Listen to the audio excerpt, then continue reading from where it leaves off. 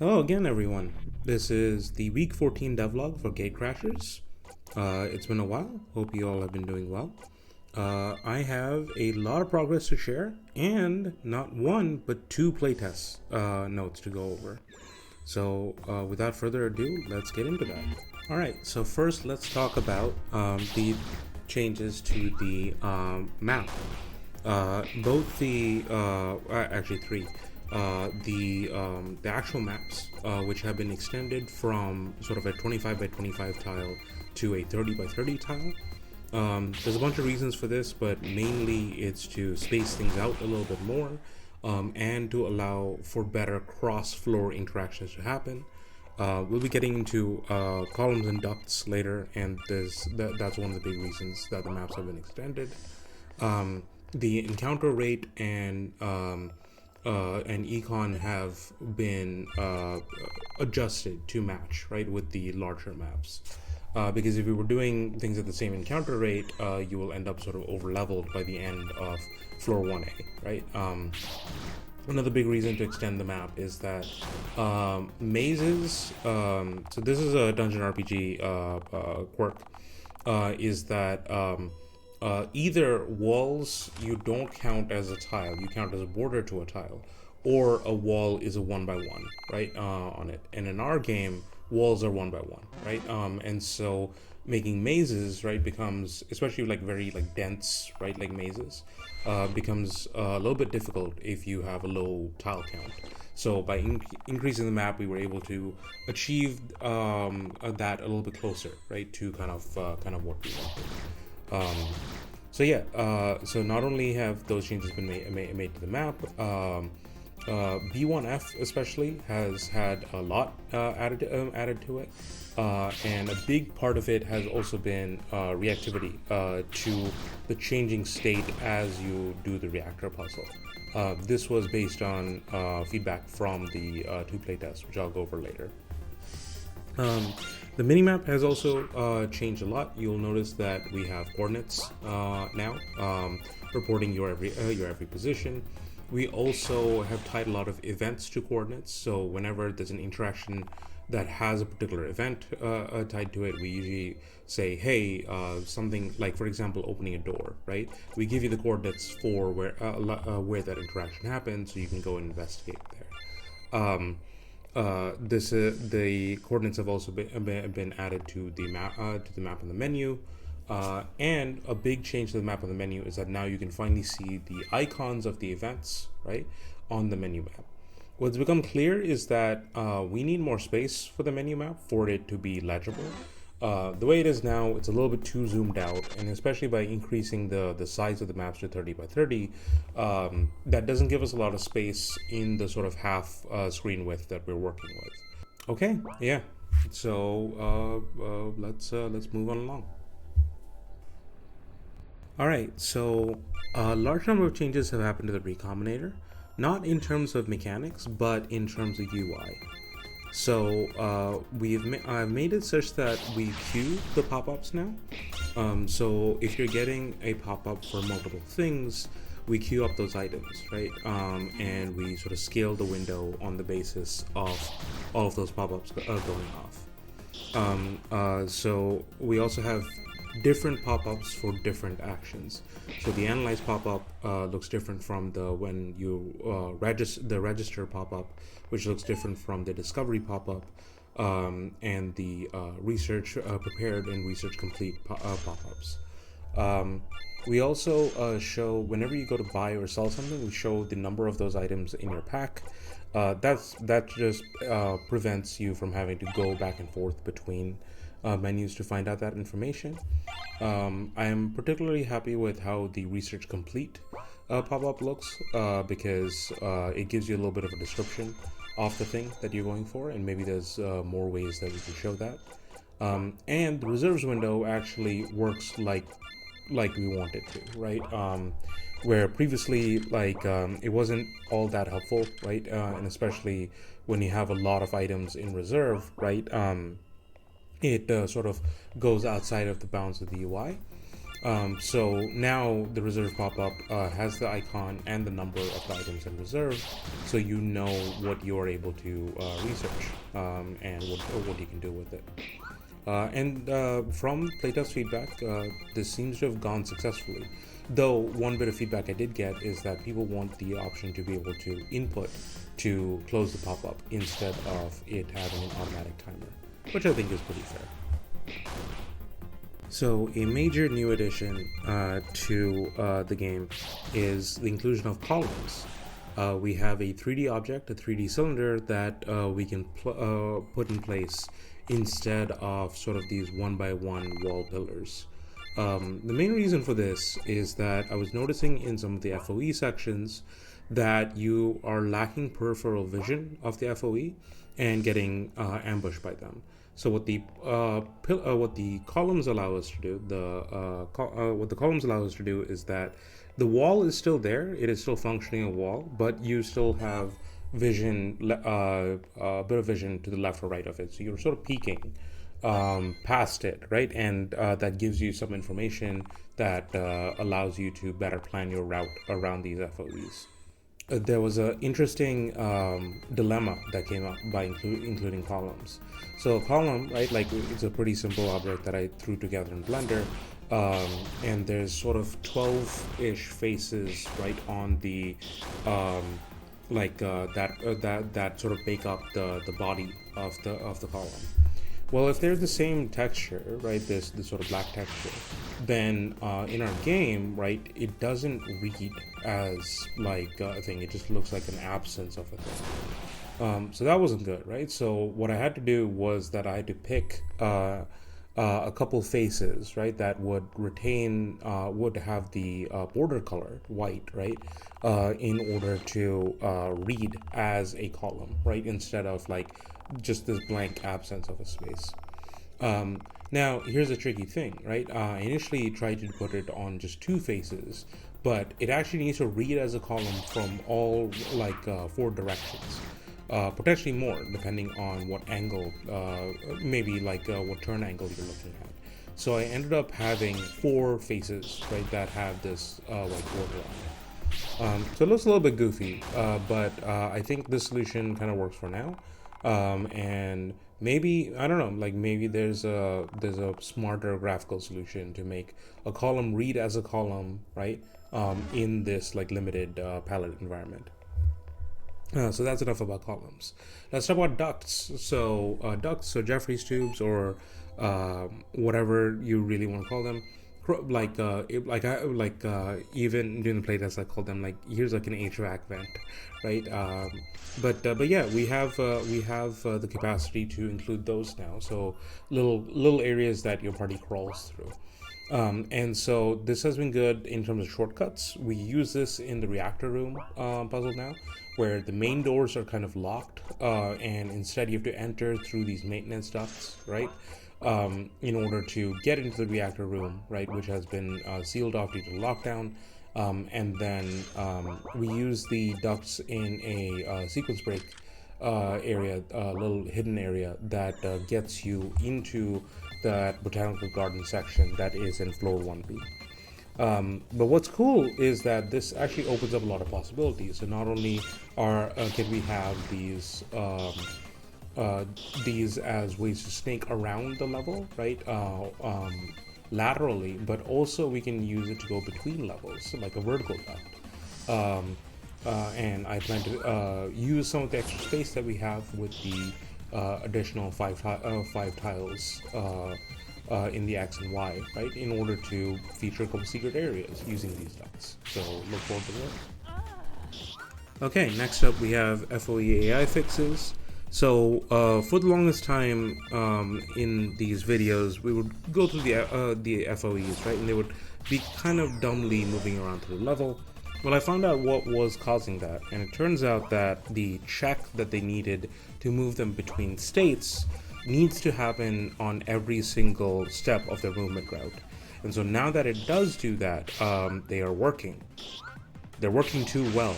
they are extremely aggressive. As they, with the moment that they aggro onto you, right, they will hunt you down. Even go like all the way around a level, right, in order to get to you. So I need to continue working on the AI so that there's a bit of a cool off time, right? And an important thing is that in the check right now, I'm just calculating raw distance instead of line of sight.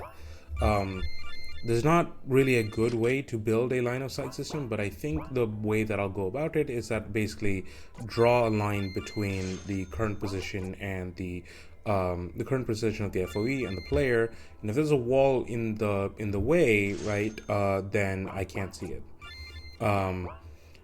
Once that is done, once the FOE AI is behaving quote unquote fairly, the next trick will be to have to find a way to visually show the FOE's visual range so that players can plan around it, but not have it be a thing that kills frame rate, because that is already a concern that some of the playtesters have had, right? Is that, hey, there's a couple parts in the game where like frame drops are happening. And so definitely I can optimize on the things that the playtesters are talking about. But if I include an additional system that either via lighting, right, or some kind of tile changing, we represent, we use it to represent the vision field of an FOE, then you know that's going to be a challenge to tackle down the line. Alright, now for the longest section of the video, which is going over the playtest notes. So I'm calling this playtest 2 and 3 because the way that the schedules worked out is that both these playtesters were available at the same time. So what ended up happening is that the three of us got on a voice call, and I gave them builds of the game. Any footage that you're seeing is now no longer in engine. It is a build that has been exported from it, like a exe file. So I was doing that for the first time, so I was very worried. Luckily, that didn't end up causing a lot of problems. There were other problems, which I will go over. So yeah, the three of us were on a group call. I didn't have them streamed to me because I wanted to see if the frame drops happened on their ends, right? Regardless of the state of any other programs that are sort of running alongside the game. And so yeah, let me tell you a little bit about the two playtesters. So they are people from my tabletop role-playing group. One of the playtesters is my buddy Victor. Victor does not like RPGs, turn-based RPGs in particular, right? The only turn-based RPGs they mess with is maybe Pokemon. But in general, this is very much not their genre. So I kind of brought them in expecting to get a lot of critical feedback, right? On sort of game feel kind of stuff, right? And comprehension things, because like they aren't even playing like Final Fantasy, let alone like something like Wizardry. And on the other side, playtester number 3 is my buddy Kale, who is pretty well versed in RPGs. Dungeon RPGs, they played before, aren't their favorite genre, right? But they are familiar enough with RPGs that they has carryover information. And what I was looking to get from them, right, is that, well, what is the stuff that, even with the affordances that come with being an RPG player, what are you able to sort of get out of it? So I made myself available for questions because tutorial stuff doesn't exist in the game quite yet. When they reach the appropriate points, I would tutorialize mechanics and stuff for them. But at a certain point, right, like I just sort of stopped talking, right? And what I did was I sort of invited them to talk through their thought process as they were playing the game. And since the two of them were playing kind of simultaneously, right, while we were on the call, right, there was a little bit of information that they could exchange between each other. I don't really see that as sort of like contaminating the playtest. This was again, the way I'm doing these is pretty informal, right? And the data that I'm collecting is mostly like on the level of feedback, right? I'm not getting specific numbers and things from them. So yeah, so they boot the game, right? And Victor reports that like, hey, I can still use mouse controls, which horrified me. But luckily, they didn't sort of follow up with that. And so I walk them through that initial area. They start dying like very very quickly. But because the game is pretty forgiving about deaths, right? Because the main death mechanic hasn't been implemented yet, they were able to leverage that to experiment a little bit.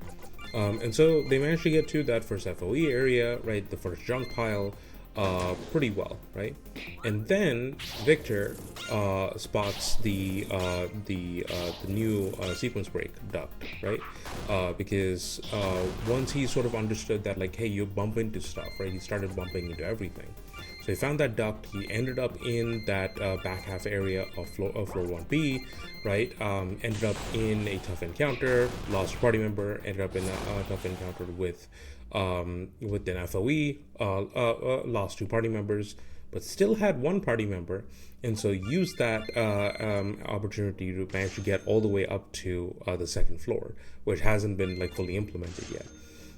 So I was really impressed by this. Like, hey, the sequence break stuff is kind of working. Unfortunately, if Victor like makes that their whole playthrough, right, I'm not getting a ton of useful data out of that. So I encourage them to come back down to the 1st floor, right, and sort of proceed along the critical path. However, when they tried to come back, they teleported above the map because in the expansion of the maps from 25 to 25 to 30 by 30, the map transfer coordinates had not lined up. So that was on me, right? But I did find that extremely funny. So Victor had to restart from that point. Kale, on the other hand, right, like was managing to get through most of it intact. Similar level of lethality, right? What the dynamic that ended up happening is that Victor was trying to cheese their way through stuff, like running away from fights, using items, things like that. Whereas Kale is much more methodical, right? And trying to clear stuff, right? So like 100%ing areas, right? Like fully filling out their map, checking every single treasure chest. One thing that I did find really reassuring is that when they got to that first FOE room, they sort of instantly understood that, like, oh, I have to grab stuff from these chests, but I don't want to engage the FOE at this point, right? And so they were able to safely like grab like one of the chests before they booked it. Once they got to the Recombinator, I sort of explained it, right? And it took, again, it always takes a little while for like the research part of it to click, but Kale got pretty excited by the idea of like, well, you can sell it to anything, right?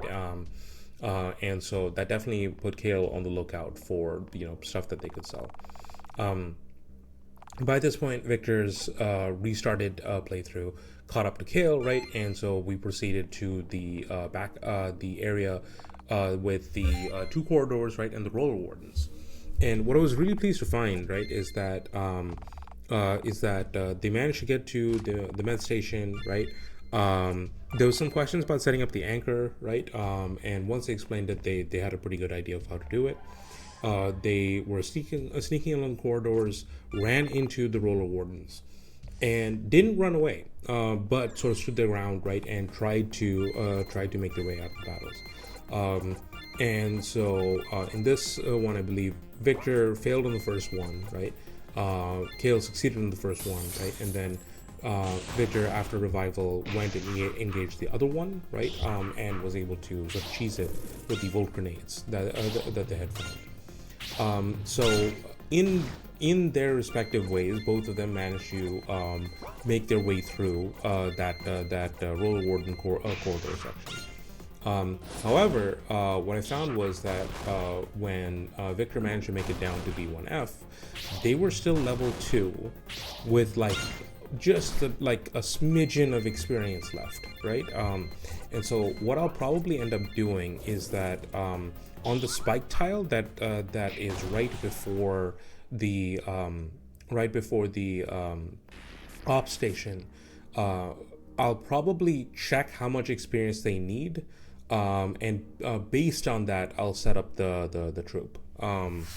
Right? Which maybe cheating a little bit, but like when I talk about encounter design, there's an approach that is sort of a more bottom up, right? Encounter design where like based on the total XP required and like other factors like that, that's how we make the encounter troops, rather than the top down approach, which is what makes sense with this area, what pushes forward the narrative, right? What kind of mechanic, right? Like, do we want to highlight, right? That kind of thing.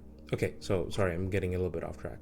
So, bit of an ignominious start to B1F. I explain how the classes work, right? And somehow both of them end up with like the exact party composition. There's 2 grunts, 1 scion, and 1 sneak. I think it's because of the early lethality that new players will lean on having more grunts in their party. I don't think that's a bad thing, right? Largely because I think that enemy knowledge and mastery of the mechanics of the game, right, are what allow you to kind of not have to lean on the grunts nearly as much, right? And sort of have a more damage dealer party. In the gameplay footage, right, that I recorded, I'm testing out a 2 scion, 2 sneak kind of setup, and it's hard to get online, but like it works, right? I was actually really surprised by how viable frontline scion ended up being. So that was very cool. But going back to the playtest, right? They ended up with a pretty similar setup. They had some feedback on the skill menu UX, which I think is perfectly fair, because the way that a lot of the menus work right now is that you have to select the command, select the actor, select the category, and then you're able to make the change. And this was really bothering Victor, right? Because Victor was like, hey, this is like too much menuing and sub-menuing, right? I just kind of want immediate access. One of the things that came up often is they wanted to trade weapons between party members, and that is a bit of a chore, the way that the menus are set up right now. So a bit of feedback as to like improving the UX, right, of those interactions, right? That that some of those middle steps, right, are sort of skipped over, so that players can get immediately to the things that they want to. So yeah, they start exploring the B1F. They have some questions with recycler swarms, right, which I sort of answer, right. Mainly that, like, hey, this is the type of enemy that if you like leave alone will build up, right, and keep building itself up, right. So you'll want to make sure to take it out as soon as you can. Then Victor ran into the Nacterops, right? Somehow aggroed it from across the chasm, right? And had to run away from it, which was very funny. The two of them got to the doors of the reactor room, the main doors, right? And they were able to intuitively pick up, hey, we have to go through the shortcut, right? Which leads to the sort of maintenance duct, right? That leads into that reactor area. So around this time, they started to kind of get into the game, right, or get into the flow of the game. So they started asking a lot fewer questions, right, and would only ask questions, right, or voice their thoughts, right, if there was something that was explicitly unclear. Right, so Victor finally asked about like anchor points, right, and like how they work, right, largely due to the fact that his party was wiping pretty often, right, and the reason that it was wiping pretty often, that he sort of revealed to me after the playtest, is that because menuing for equipment was so onerous, that he sort of forgot to put defensive items on any of his party members, and yet he managed to get through the demo, which I think is a testament to his persistence. So in this area, Kale noticed that there were some collision inconsistencies. They weren't issues necessarily, but there were inconsistencies in when you can bump into certain items and when you can use confirm, right, in order to interact with certain items. So this is something that I'll want to figure out, because like I thought it was a facing issue, but it sort of just turns out that like the collision hitbox for some of these like the Recombinator, right, the terminal, things like that, right, is like a little bit off. So you can like stand like one tile away from it and still manage to interact with it, but you can't bump into it, right, and interact with it in that direction. So whatever's going on there, it wasn't enough to be too disruptive, right? But that's definitely something that they put on my radar. So they get inside the reactor, right? They have to deal with the hazards, right? So they're using the field skills, right, like safeguard, right, in order to mitigate the damage. Both of them run into the heavy loader, right? And Kale gets taken out the first time they encounter it. Victor cheeses it, right, with the items that they have, right? But Victor ends up dying to the hazards, right? Because they're not they forgot to put up safeguard, basically. So both of them, right, are sort of slowly moving through this area, right?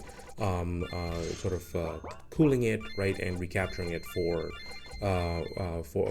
their in order to solve the puzzle. So I get some feedback here about this is around the time that Kale starts to get really into the research system. And starts getting excited, right, about the sort of different possibilities, and starts like really looking for like copper wire, right? That seems to be in their playthrough what was a lot what they were missing a lot of, and so by the time that they eventually manage to power down the reactor and sort of clear, right, they have spent over an hour, right, in just this section alone. And our playtest, which was supposed to be only like an hour and a half, is now extending into the 2 hour, 2.5 hour kind of range. And the thing that I was a little bit surprised by is that like the players seem to be into it, right? Like they didn't really want to stop playing, right? I sort of gave them like an early out, but they kind of wanted to keep going, which I mean I think that's a good thing, right? So both of them managed to clear the reactor, and that's when Victor points out a thing that like I kind of like hit myself in the head, right?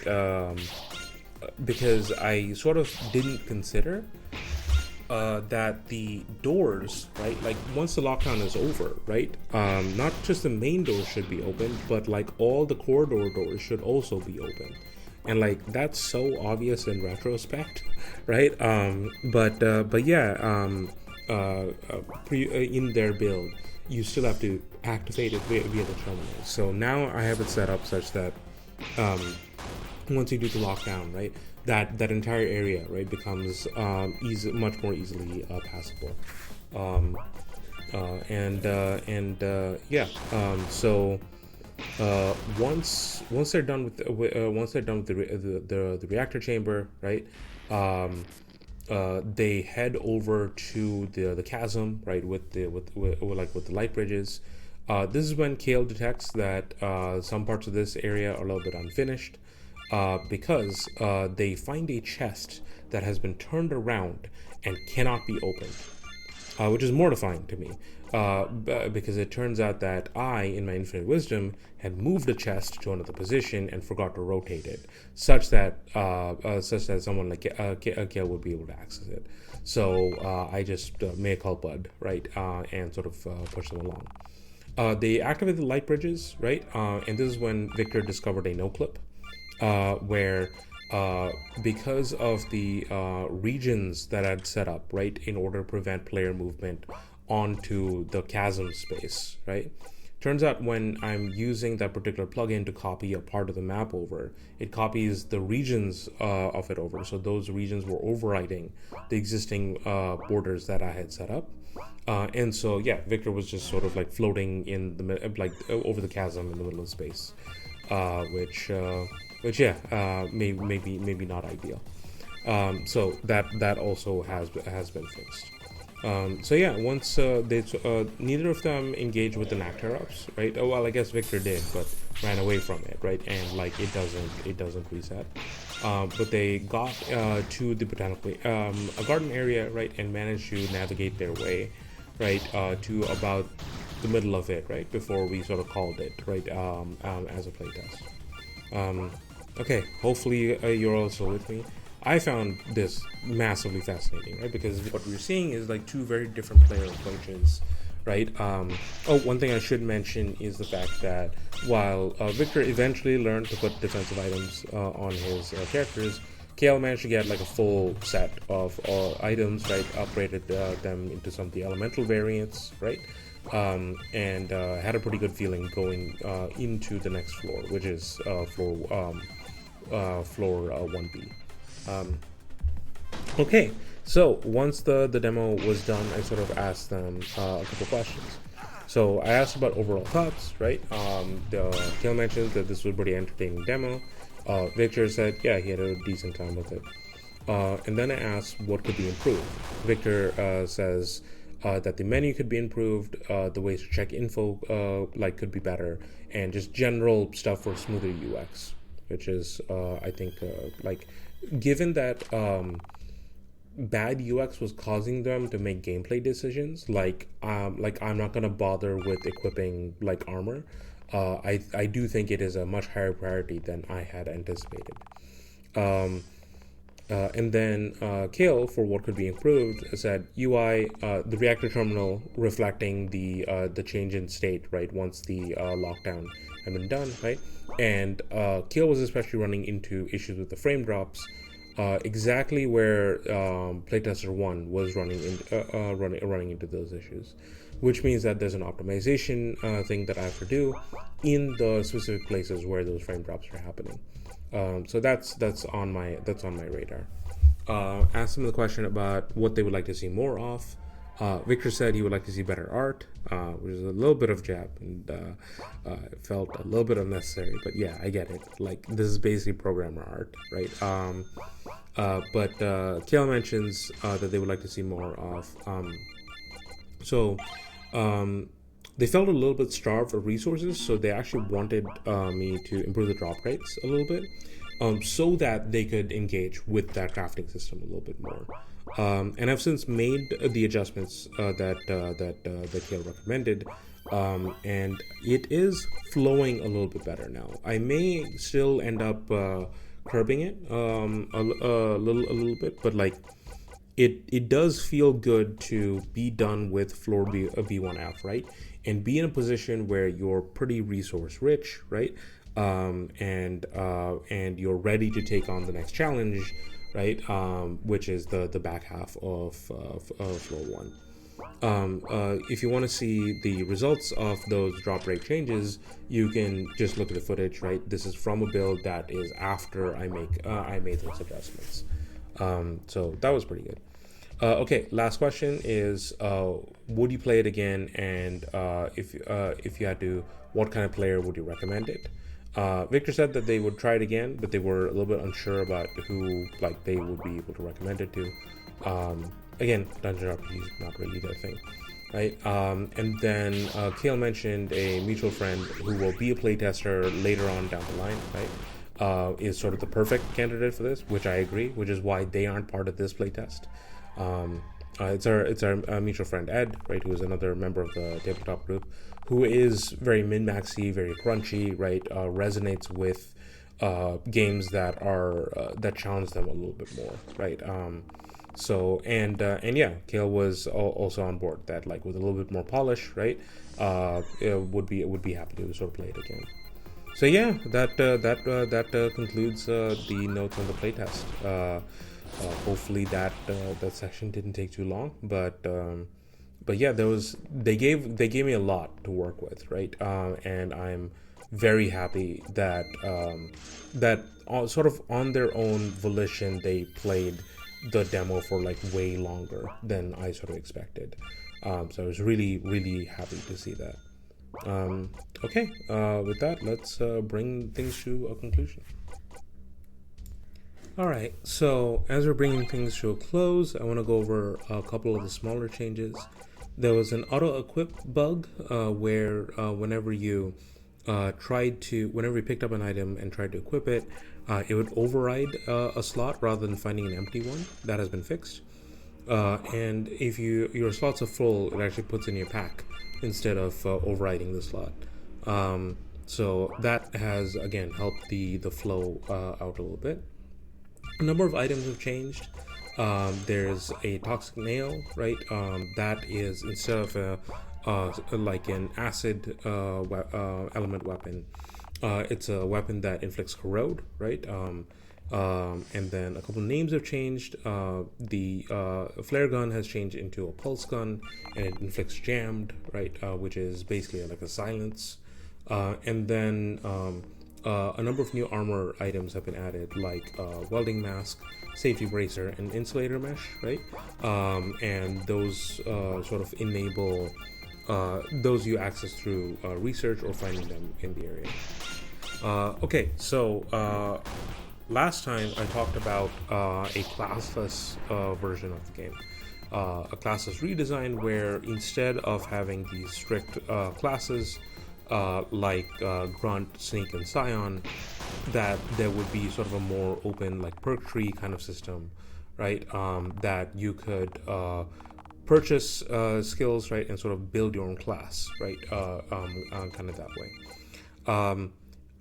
This is a big decision, so I ended up running it by some folks who are probably going to be watching this video. You know who you are, who are potentially interested in working on the post demo version of this, right? Like the one that's going to be, instead of just one dungeon, it's going to be one full act of the game, right? I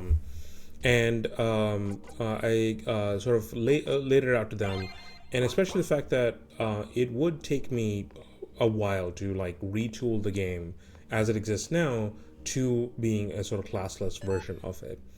Luckily they seem to be on board, right? So rather than so it does push the demo back a bit, right? So we're definitely not releasing by the end of this year. We're probably looking for like a February release, hopefully, fingers crossed. But yeah, the way that I'm gonna approach this though is gonna be, hopefully it's gonna be a little bit clever. So the way that I envision, so the dungeon content doesn't really need to change, right? Not all that much, right? In order to like be aware of this. So my thought is that I kind of proceed with the class-based version of this up until the end of the demo, right? Make a build of that, right? Set it aside, right? And then work on the classless version, right? Without changing too many of the dungeon elements, right? And see how those play. And that gives me a way to sort of A/B test the class-based version and the classless version, and see which one is more successful. And whichever one I end up picking, I can cannibalize the other, right? One of the things with the classless version that I think would be really cool is that I really like how Final Fantasy XII has the license grid, right? And then the International Zodiac job system linearizes it, right? And it's a, hey, you can only choose from these two portions of the license grid, right? And it sort of focuses the development, right? But you still have this larger open system that it is that it is a part of. So my thought is that we try something similar, right? If I can figure out the way to do the classless system, right, and the classless system is sort of successful like on its own merits, right? I know that there's going to be players that prefer a little bit more direction, a little bit more linearity, right? And so the classes can be taking the classless system, right, and making it such that, hey, only expose me to like X number of options, right, at these level increments, and that way, right, I'm able to appeal to both, right, both groups, right, where we do have this like larger, more crunchy, right, like more build happy, right, like big classless system, but we are not taking away from sort of the sci-fi flavoring, right, that is coming from classes, right, and so grunt, sneak, and scion, right, and their higher levels of classes, right, are sort of almost like decks, right, that feature like cards from a card pool. I don't know if I'm making any sense, right? But that's the idea, right? So yeah, so we're gonna attempt the classless version. I'm gonna A/B test between the class based and the classless version, see which one we are succeeding on. I banged the table right there, and that got picked up on the mic. I'm very sorry about that. But yeah, very excited to try it out. Okay, so as we're concluding, we've been concluding for multiple minutes now. So next week is going to be break week. I kind of need it. I need to wrap up stuff with day job things, and then the holidays are coming up. Next year, we will have a pretty different approach with the videos. My thinking is that, so I like making the videos, but unfortunately, they're not making that much of a splash. But it's still a good accountability thing for me. So my thought is that I do regular updates, right? Like regular weekly updates on like B-Sky or something, right? And then the videos are sort of like a once a month kind of a deal. And that way, some of you like sort of tracking the progress, right? Can be, again, I hit the table. I'm very, very sorry. But yeah, those of you that are tracking the progress, right, of the project can see more meaningful jumps between the milestones, right? As we develop the video, and the videos at a month, right, will be much longer, right? Sort of 45 minutes to an hour, right? Which some of you prefer, at least from the view counts and the engagement. That seems to be the case. So yeah, let me know your thoughts in the comments, right, about switching those up. Thank you if you've been listening this long. This one was a longer one, but it's because we covered like 2 playtests worth of data, right? And it was also like a big update. And hopefully you are as excited as I am to see where this project goes as we bring it to its conclusion. So yeah, I'll see you not next week, maybe not even the week after that, but maybe the week after that. Anyway, I'll talk to you later. Bye.